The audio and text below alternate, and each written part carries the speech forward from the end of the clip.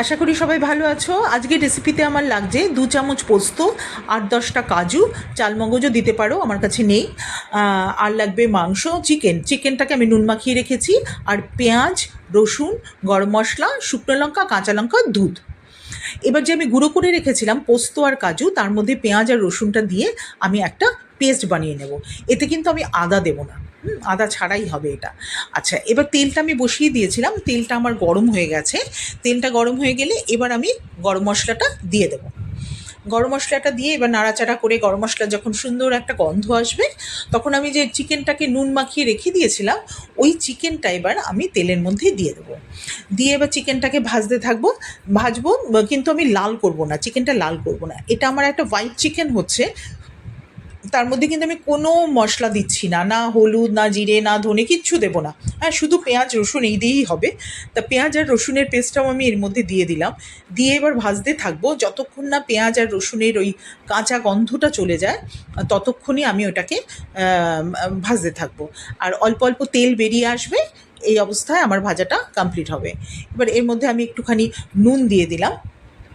এবার ভাজা যখন হয়ে যাবে, তখন আমি অল্প একটু চিনিও দিয়ে দেবো। খুব অল্প চিনি, কিন্তু চিনিটা না ভীষণ ভালো ব্যালেন্স করে। নুন আর চিনির এই দুটো না দিলে না বুঝতে পারবে না যে কতটা মানে চেঞ্জ হয়ে যায় টেস্টটা। একটু চিনি দিলে না অদ্ভুত টেস্টটা ভালো হয়ে যায়।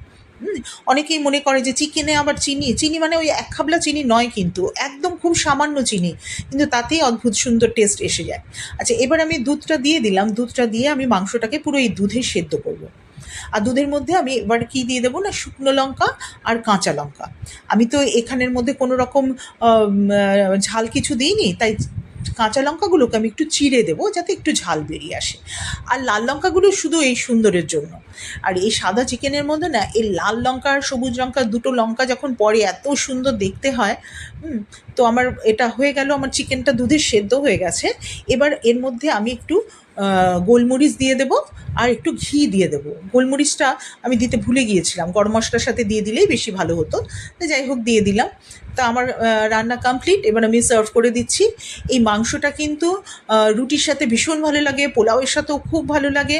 তোমরা কে কে করেছো আগে আমাকে জানিও। আজ আসি, সবাই ভালো থেকো, সুস্থ থেকো, আবার নতুন রেসিপি নিয়ে আসবো।